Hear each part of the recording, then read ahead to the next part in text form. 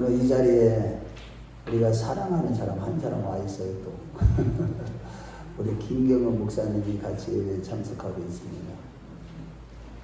우리 사랑하는 표현은 조금 아까요. 사랑합니다. 박수 한번 해보세요. 목사님 사랑해요.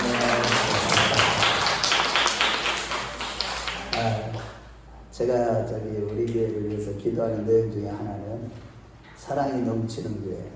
사랑은 모든 허다한 죄를 다 덮잖아요. 사랑할 때 하나님이 성령이 역사하기 때문에 우리의 모든 죄가 다 덮어질 뿐만 아니라 다쳤던 거, 막혔던 거 다 풀어줍니다. 정말 사랑할 줄 아는 우리 성도님들. 진짜 모든 성도들을 내 마음 중심으로 주님을 섬기듯이 사랑하는 그런 우리 모두가 되었으면 좋겠습니다. 여러분, 이렇게 우리가 사랑하면서 우리 신앙생활이 항상 올바르게 잘 믿으면 좋겠지만 항상 그렇지 않은 것이 우리의 현실입니다. 영적인 현실이에요. 때로는 영적으로 방황할 때도 있고, 때로는 냄비처럼 아주 뜨겁게 막 열정적으로 주님을 찾고 기도하고 울며 불며 회개하고 그러는 가운데 하나님의 깊은 임재 가운데 들어가 모든 위로도 경험하기도 하지만 그 일이 금방 식는 심한 기복이 있기도 합니다. 늘 은혜 생활 가운데 하나님의 믿음으로 잘 믿다가도 때로는 내 믿음으로 나의 의를 드러내는 종교 생활함으로 말미암아 다른 사람에게 상처를 주기도 합니다. 가까운 아내한테, 남편한테, 가족들한테, 성도들한테 힘들게 하기도 합니다. 육신적인 자가 돼서 영적인 삶을 살지 못하니까, 영적인 침체에 빠지니까 육신적인 생각 속에 사로잡혀서 문제투성이가 될 때도 있습니다. 그런데 오늘 본문의 주인공 믿음의 조상 아브라함도 역시 마찬가지였어요. 창세기 12장 3절 말씀에 보면 내 자손이 하늘의 별과 같이 땅의 모래알처럼 많게 번성하리라는 약속을 주셨지만 10년 동안을 지나도 자식이 없자 하나님의 믿음으로 이삭을 낳는 그러한 영적 생활, 믿음 생활을 한 것이 아니라 인간적인 자기 믿음으로, 내 열심으로, 인간적인 생각으로 하갈을 통해서 이스마엘, 육신의 자녀인 이스마엘을 낳게 됨으로 말미암아 이 육신의 자녀 이스마엘이 나중에 영적인 자녀, 생명의 씨앗인 이 이삭을 핍박했던 것처럼 그런 가정적인 문제를 일으키고요. 그 일이 있기 전에 사라가 너무 미인이었기 때문에 이 애굽왕과 아말렉 왕 앞에서 자기 목숨을 부지하기 위해서 그 아내를 갖다가 누이라고 거짓말하기도 하는 참 영적으로 참 믿음의 조상답지 않은 그런 실수를 범하기도 했습니다. 하지만 이렇게 영적인 침체에 빠졌을 때 하나님께서 다시 나타나 도우심으로 침체된 믿음을 돌파하는 계기를 맞이하는 사건이 있었는데 이로 인해서 완전한 삶을 살게 되는, 새로운 삶을 살게 되는 신앙의 전환점을 맞이하게 된 것입니다. 즉 아브라함이 하나님의 믿음이 아니라 자기 믿음으로 이스마엘이 태어난 86세부터 99세까지 오랫동안 침묵하시는 하나님께서 다시 나타나셔서 할례 언약을 체결하시면서 새로운 삶을 살기 위한 4가지 명령을 하신 것이 오늘 본문의 전체 내용입니다. 즉 그가 83세부터 99세까지 17년 동안 헤브론이라는 곳에서 살았는데 거기서 가장 많은 하나님의 말씀을 받기도 했지만 가장 많은 사건이 일어난 곳이기도 합니다. 그곳에서 이제 우리 하나님이 다시 나타나셔서 할례 언약을 맺으면서 새로운 삶을 위한 4가지 명령을 하신 것이 본문의 내용이죠. 즉 83세부터 99세까지 자그마치 17년간 친구요, 동맹이요 또는 연합이란 뜻을 가진 헤브론에 살면서 그는 하나님이 앞에서 실수하고 있을 때, 실패했을 때 하나님이 다시 나타나셔서 다시 세워주시는 그 일을 경험하게 된 거예요. 그래서 오늘은 아브라함에게 새로운 삶을 주시기 위해서 다시 나타나사 네 가지 명령을 주신 그 명령을 한번 살펴보면서 은혜를 나누기를 원합니다. 첫째로 하나님 앞에서 행이 완전하며 이름을 아브라함으로 계명하라는 명령입니다. 1절 말씀에 보면 아브라함의 나이 99세 때에 하나님이 나타나사 너는 내 앞에서 행이 완전하라 라고 말씀하고 있어요. 즉 오랫동안 침묵하셨던 하나님께서 침체된 아브라함에게 드디어 나타나신 겁니다. 여기서 우리는 하나님의 사랑을 발견할 수 있는데 하나님의 사랑의 속성이 과연 어떤 것인지를 보여주고 있는데 이사야서 43장 1절 말씀에 보면 야곱아 너를 창조하신 여호와께서 이제 말씀하시니라. 이스라엘아 너를 지으신 이가 말씀하시니라. 너는 두려워하지 말라. 내가 너를 지명하여 불렀고 너를 구속하였나니 너는 내 것이라 라고 했듯이 하나님의 소유가 된 하나님의 부르심을 받고 하나님의 소유가 된 아브라함이 영적으로 침체되어서 하나님 앞에 실패만 하고 있을 때 강권적인 사랑 가운데로 끝까지 붙잡아 주신 것을 보여주는 것이죠.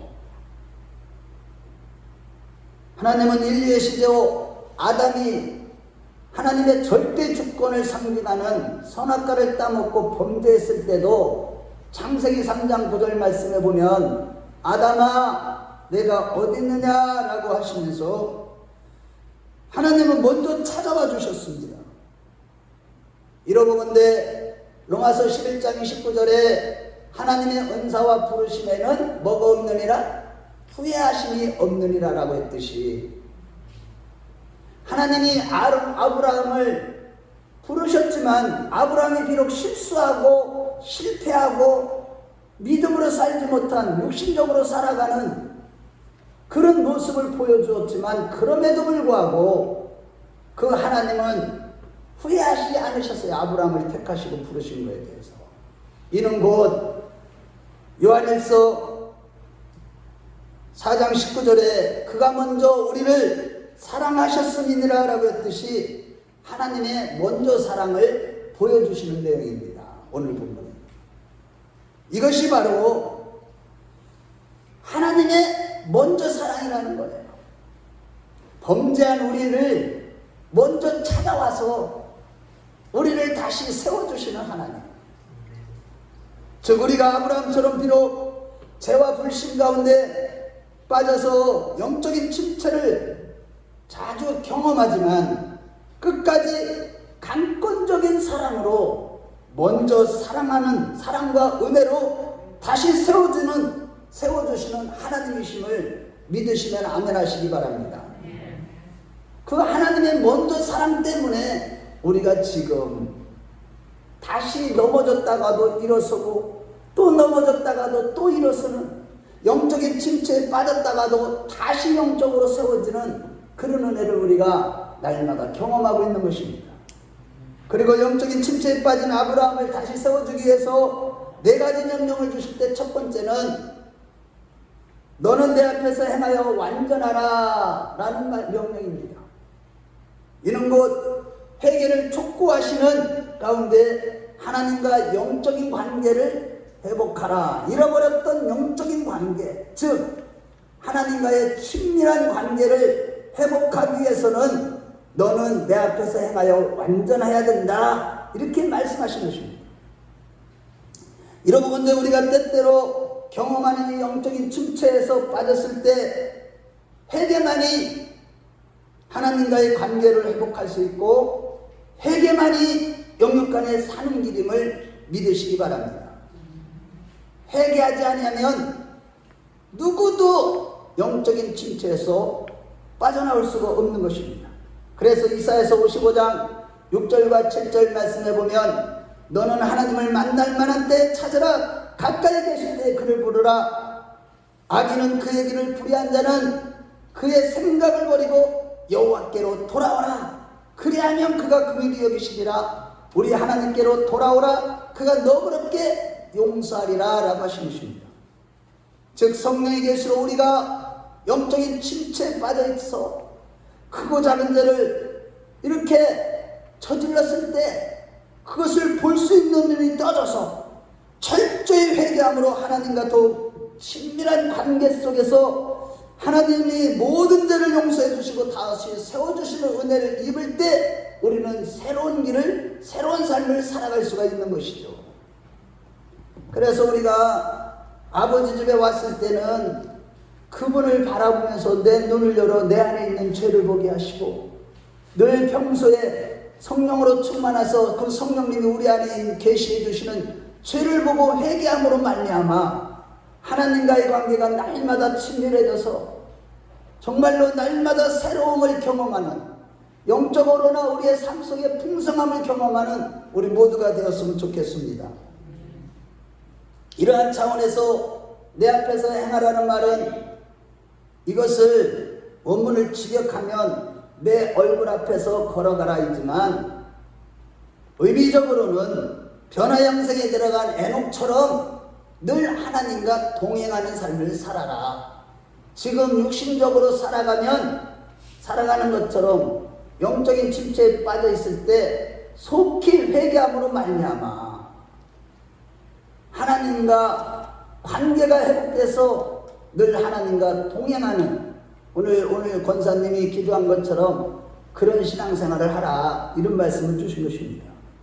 그리고 완전하라는 것은 우리가 행위나 삶이 율법적으로 완전한 것이 아니라 자기의 결함과 부족함을 느끼고 때로는 율법의 정죄를 받기도 하지만 온전케 하시는 아버지 하나님을 바라보라, 이런 뜻인 것입니다.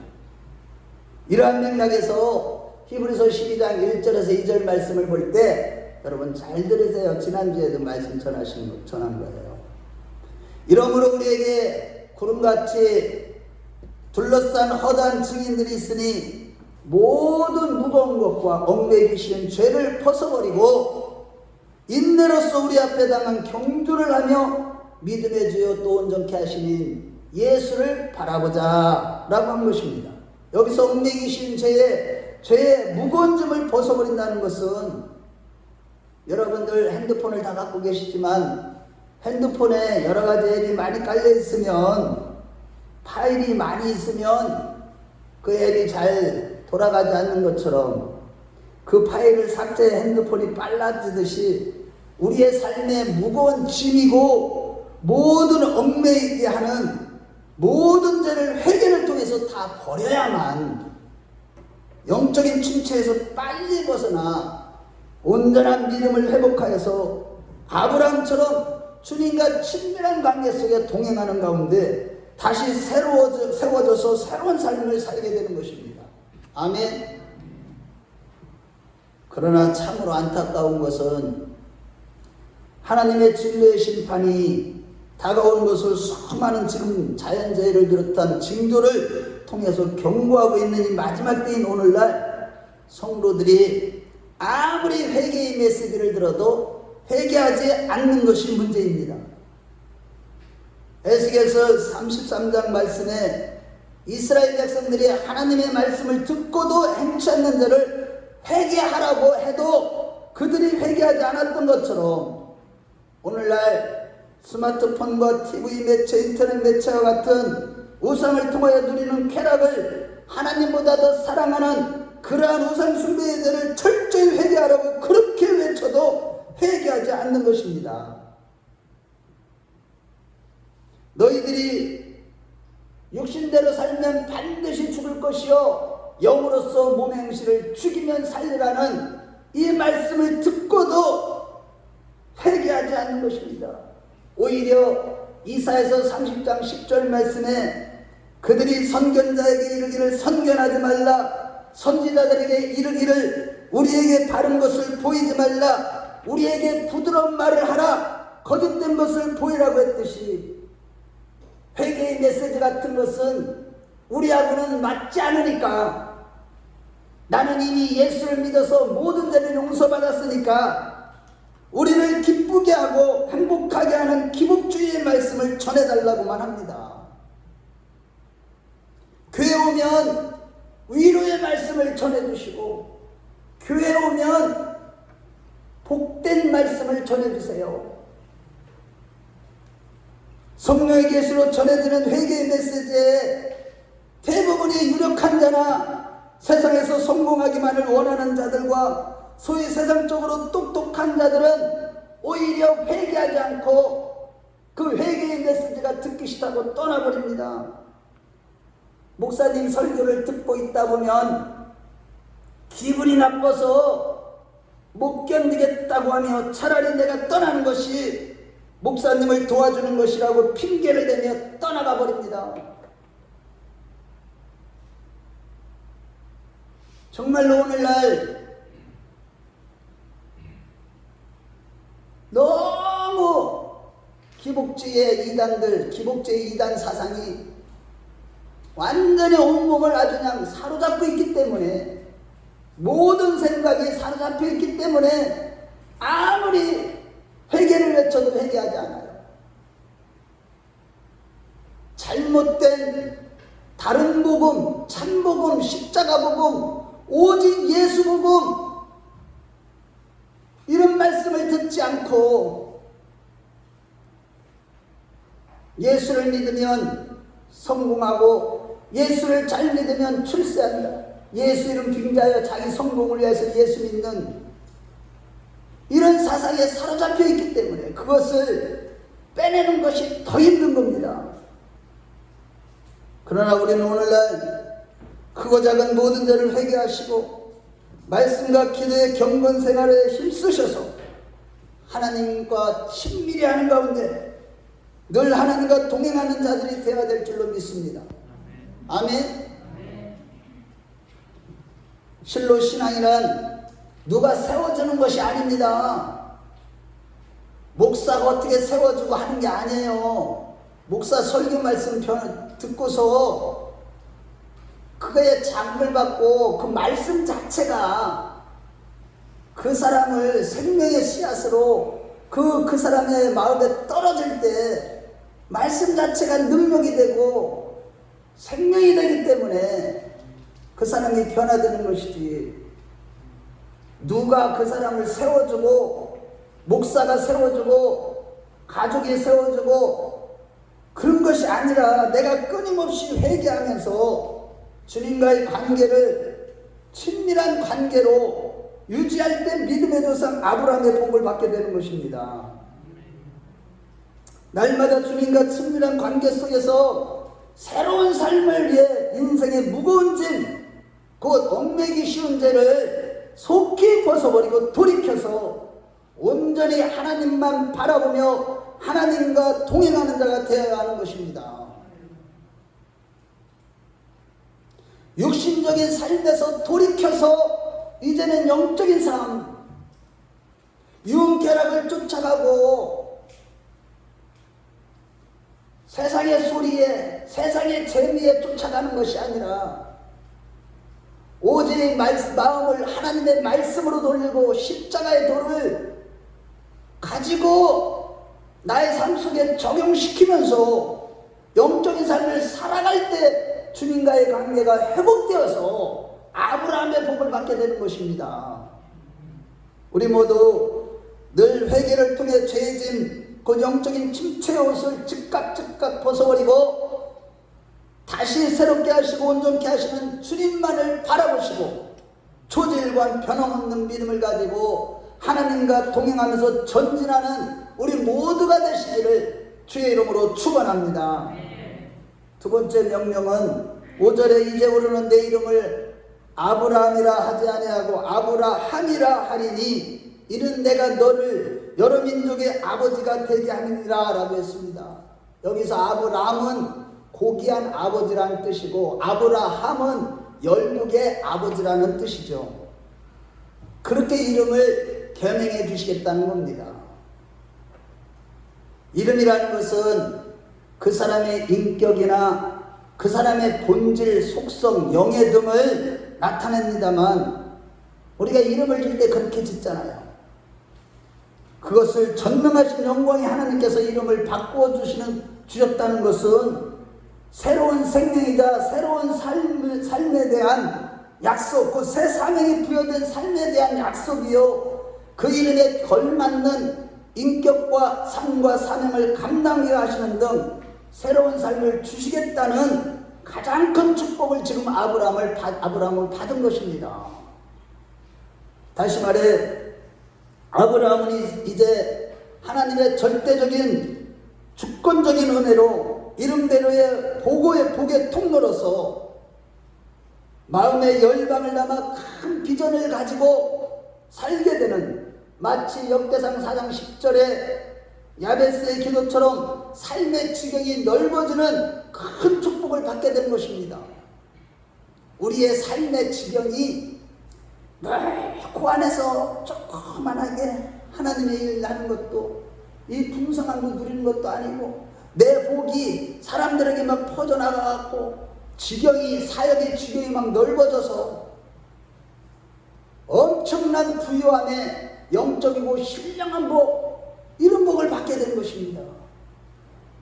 하지만 여기서 우리는 그가 이런 새로운 삶의 축복을 받기 직전까지 13년 동안 하나님께서 침묵하실 때 자기의 과거를 생각하며 하나님께서 혹시 나를 버리셨나? 라고 생각하며 마음이 힘이 괴로워 다 들어가고 있었다는 사실을 간과해서는 안 됩니다. 마치 지금으로부터 26, 7년 전 어떤 사람이 안정된 직장과 모든 안락한 삶을 다 뒤로하고 하나님의 부르심에 순종하여 목회자의 길에 들어섰지만, 목회를 시작한 지 6년 만에 교회를 건축한 후에 물질의 문제를 비롯해서 성도들이 다 유력한 자들이 떠나가는 등등 수많은 어려움을 15년 동안이나 겪고 있지만, 하나님의 침묵하심에 그 괴로움을 이루 말할 수가 없었습니다.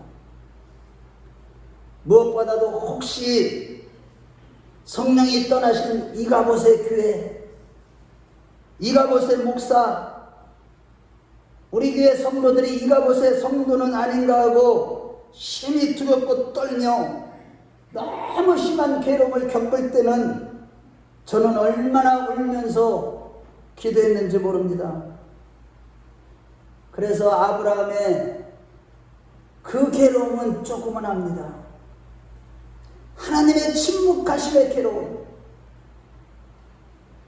정말로 너무너무 나는 어렵고 힘들고 앞길이 보이지 아니하고 사방으로 우겨쌈을 당하는데도 하나님은 여전히 침묵하고 계실 때의 그 괴로움은 무엇보다도 하나님의 성령이 떠난 목회자가 아닌가, 하나님의 성령이 떠난 교회가 아닌가, 이 영적인 괴로움을 이루 말할 수가 없기 때문에 하나님께 새벽마다 울부짖어 기도할 때 이것이 그때마다 얼마나 울었는지 모릅니다.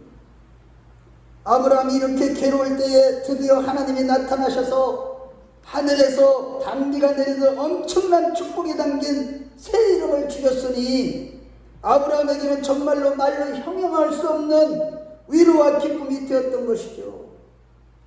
열국의 아버지가 되는 축복을 생각해 볼 때 마치 15년 동안 가뭄에 메마른 땅에 단비가 내리듯이 그 이상이었을 것입니다.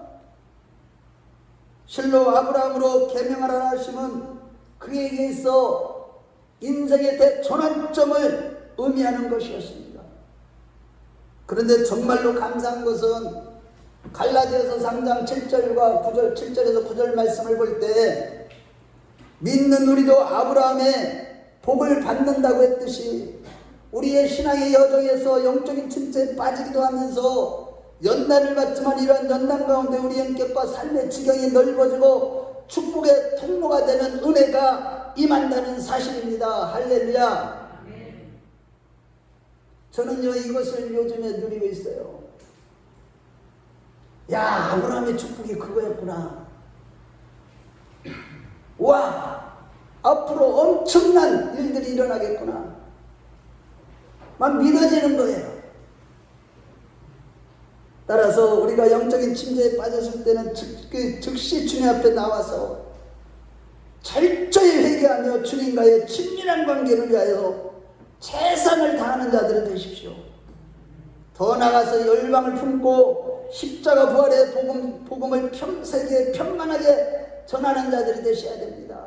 가까운 우리 가족서부터 시작을 해서 넓게는 저 멀리까지도 내가 아는 모든 사람들에게는, 심지어 모르는 사람들에게까지도 예수 십자가 부활의 복음을 전하는 복음의 나팔들이 되셔야만 하는 겁니다.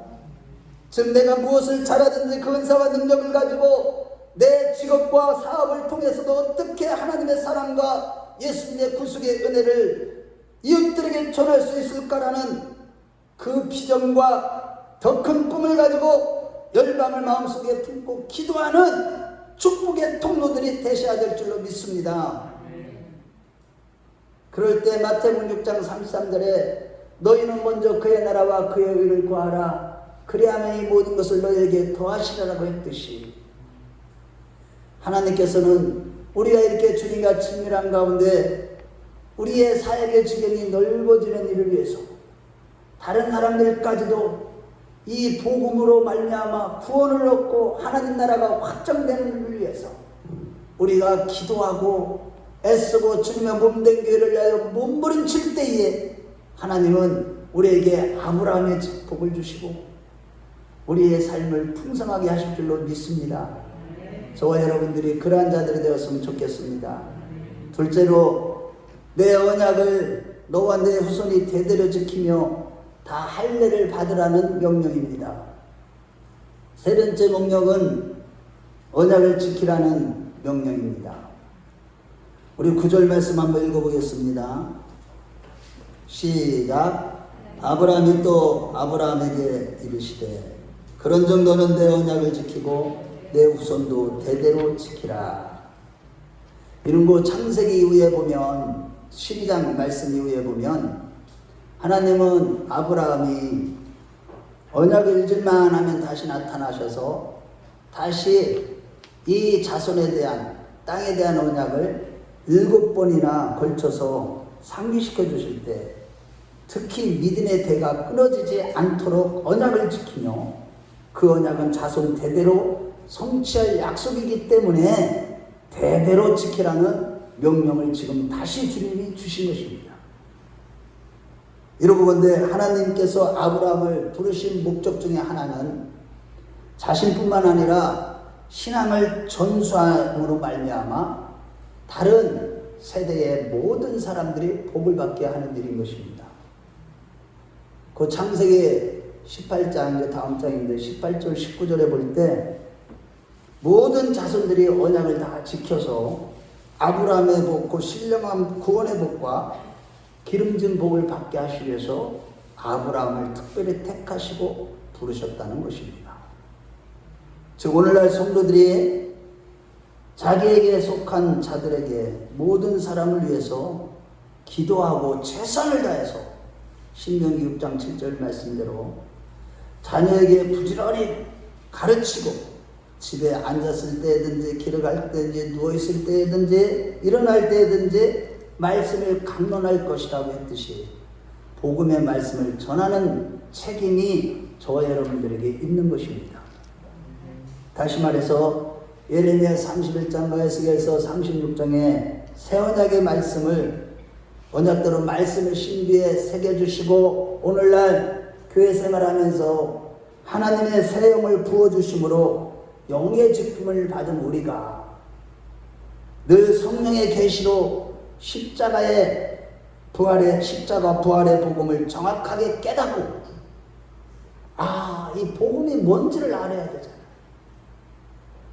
이 영에 속한 자가 되어서 성령의 계시를 항상 받음으로 이 십자가 부활의 복음이 무슨 뜻인지를 복음의 내용을 정확하게 알아야 되니까 율법을 알아야 되는구나.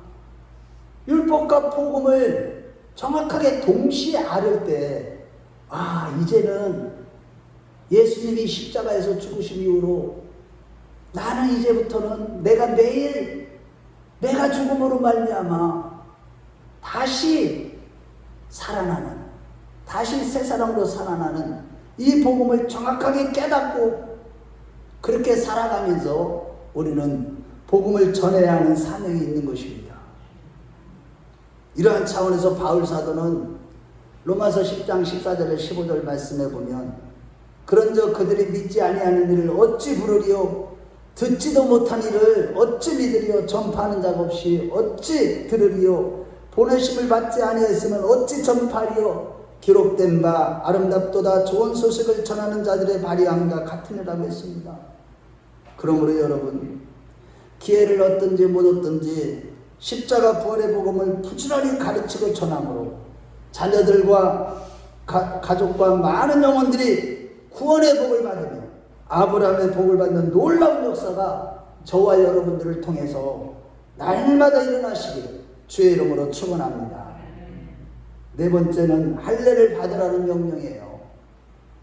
13절 말씀을 보겠습니다. 우리 13절 읽어봐요. 자, 시작.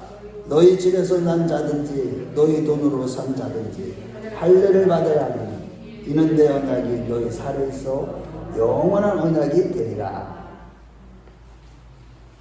여러분, 지금 하나님은 하나님의 언약을 잊지 않고 기억할 수 있는 기념의 표를 아브라함의 몸에 새겨버린 것입니다. 남기신 거예요. 할례를 행할 때 차돌로 남자의 양피를 베어서 피를 흘리는 것은 지금까지 불신하면서 자기 믿음으로 행한 것과 초래한 이 사망의 피를 뽑아낸다는 상징의 의미가 있습니다. 우리가 하나님의 믿음으로 살지 아니하고 육신대로 살면 반드시 죽을 것이라고 했듯이 우리의 삶 속에 신령한 열매, 영적으로 생명력이 넘치는 그런 열매가 아니라 육신적인 열매, 그 사망의 열매를 맺게 되는 그것을 완전히 뽑아낸다는 상징적인 의미로서 할례를 통해서 아브라함으로 하여금 과거에 불신했던 자신의 마음과 삶을 다 갈아 엎어버리는 그래서 완전히 이전에 그런 육신적인 삶을 청산하라는 뜻이 내포된 것입니다. 이게 바로 할례예요.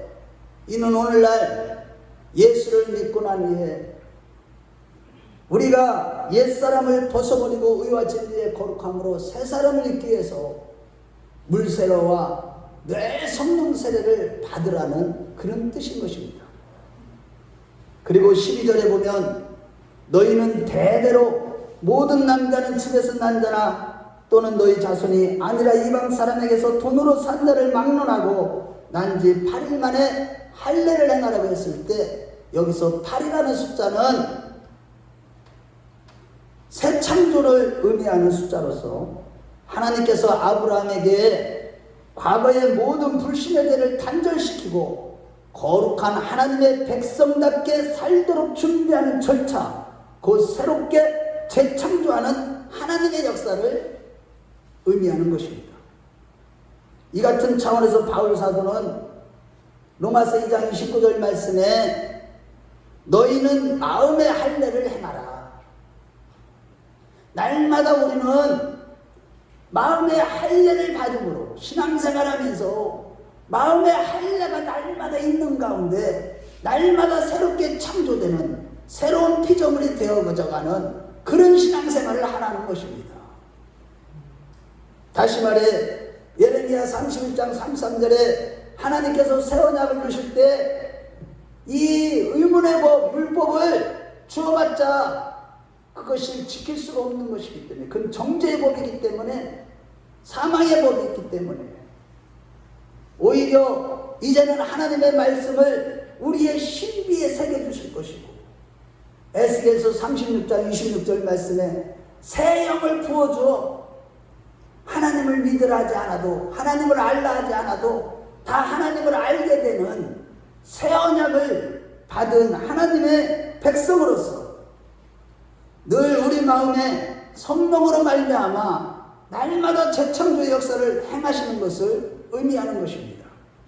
따라서 우리는 옛사람을 완전히 청산하시기 위해서, 육신에 속한 모든 사람을 끊어버리기 위해서 날마다 순간마다 아버지 집에 나와서 또한 집에서 은밀히 기도하는 가운데, 또 말씀을 읽고 말씀 앞에 굴복하는 가운데 마음을 새롭게 하는 하나님의 새 창조의 역사가 항상 있어야만 하는 것입니다. 아멘. 신앙생활하면서 이것이 없이는 우리는 오히려 영적으로 뒤처지게 되어 있습니다. 죄와 육신에게 사로잡혀서 또 침체에 빠져가는 것입니다. 끊임없이 호세아 10장 12절의 말씀대로 우리의 마음을, 그 완악한 마음, 죄악으로 병든 마음, 굳어진 마음, 상처받은 마음, 더러운 마음들을 끊임없이 기경해내는 그런 신앙생활을 해야만 되는 것입니다. 항상 주의 전에 나와서 복음의 말씀과 성령의 역사로 옛사람의 모든 행실과 고집과 육신적인 모든 것들이 완전히 깨어지고 완전한 새 사람, 영적인 새 사람을 입는 새 창조의 역사가 있을 때에 우리는 아브라함의 복을 받게 되는 것이죠. 그러므로 날마다 주님의 몸된 교회에 나와서 말씀과 성령으로 마음의 할례를 받음으로 하나님과 친밀한 관계 속에서 완전히 새로운 삶으로 아브라함의 복을 받는 주역들이 다 되시길 주의 이름으로 축원합니다. 이와 같이 아브라함이 가장 오래 머물렀던 헤브론은 친구라는 의미와 동맹이라는 의미 또는 연합이라는 뜻을 가지고 있듯이, 그것에서 아브라함은 하나님과 친밀함이 회복되어 새로운 삶을 시작할 수 있게 되었던 것이죠. 즉 헤브론의 이름처럼 아브라함은 하나님의 친구가 되었고, 진정으로 하나님과 연합되고 하나님의 벗이 되어서 늘 하나님과 동행하고 가까이 하는 생활을 할 수 있었고, 그 결과 18장에 보면 하나님은 소돔성을 멸망시킬 하늘의 비밀도 아브라함에게 알려주신 것을 우리는 알 수가 있습니다. 우리가 이렇게 하나님과 친밀히 하며 늘 회개를 통해서 말씀에 순종하는 가운데 말씀과 동행하고 성령님과 동행하고 하나님과 동행할 때에 그 하나님은 날마다 우리 안에서 장래의 일을 알려주시고 항상 하나님의 비밀을 알려주시는 것입니다. 따라서 우리가 지금 육신적인 삶으로 인한 죄와 실패와 연속인 영적인 침체에 빠졌을 때는 즉각 회개하면서 하나님의 말씀으로 온전히 순종함을 통해서 주님과 동행하며 주님과 친밀히 하는 자 우리 모두가 되시길 주의 이름으로 축원합니다. 실로 우리의 신앙생활에서 가장 중요한 것은 항상 주님과 친밀한 관계를 유지하는 겁니다. 여러분들 교회를 그렇게 오래 다녀도 주님과의 관계가 친밀해지지 않는다면, 주님과 동행하는 삶이 되지 않는다면 아브라함의 복을 받지 못할 뿐만 아니라 육신대로 살게 되고 그 결과 반드시 죽게 되는 결과를 초래하게 되는 것입니다. 이러한 차원에서 시편 25편 14절에 여호와의 친밀하심이 그를 경외하는 자에게 있으며 그의 언약을 그들에게 보이시라고 했고, 우리가 잘 알듯이 아모스 3장 7절 말씀에 주 여호와께서는 자기의 비밀을 그 종 선지자들에게 보이지 아니하고는 결코 행하실 일이 없으리라고 했듯이, 하나님을 친밀히 하는 우리를 친구로 여겨주시고 하늘의 비밀들을 알려주시는 겁니다.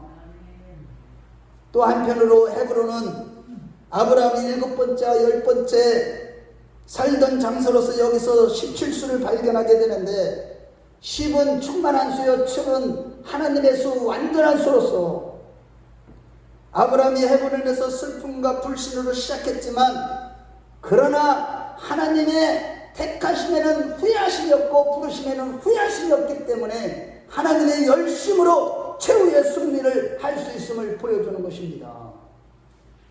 즉 하나님은 헤브론에 거할 때, 아브라함이 헤브론에 거할 때 먼저 사랑으로 침체된 그에게 찾아오셔서 세워주실 때 아브라함에게 주신 4가지 명령을 순종하여 하나님과 친밀히 하는 새로운 삶으로 승리한 것이죠.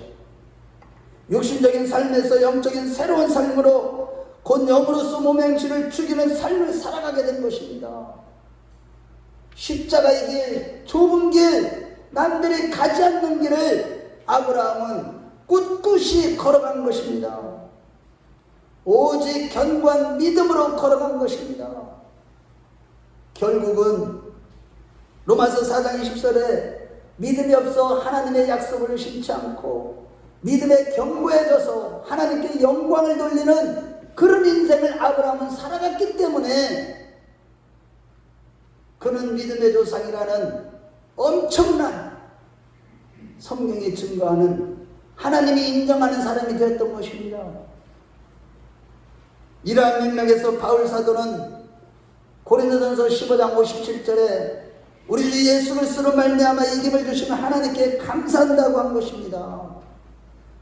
저와 여러분들이 날마다 하나님이 간섭하시는 열심으로 말미암아 하나님 앞에서 철저히 회개하고 늘 하나님의 말씀에 순종하며 하나님과 친밀히 하는, 하나님과 동행하는 자들이 되어서 하나님이 인정하는 믿음, 아브라함의 복을 받는 우리 모두가 되시길 주의 이름으로 축원합니다. 결론입니다. 예수님께서는 요한복음 15장 14절에서 16절 말씀을 볼 때 우리가 주님과 친밀한 친구가 될 때 모든 하나님의 비밀을 알게 하실 뿐만 아니라 모든 기도에 응답을 받게 된다고 말씀하고 있습니다.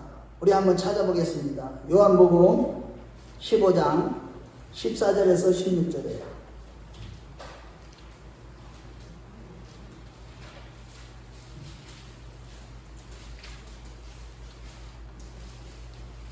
자, 우리 한번 14절에서 16절, 요한복음 15장 14절에서 16절, 우리 173쪽에 있죠. 우리 같이 읽어봐요. 시작. 너희는 내가 명하는 대로 행하면 곧 나의 친구라.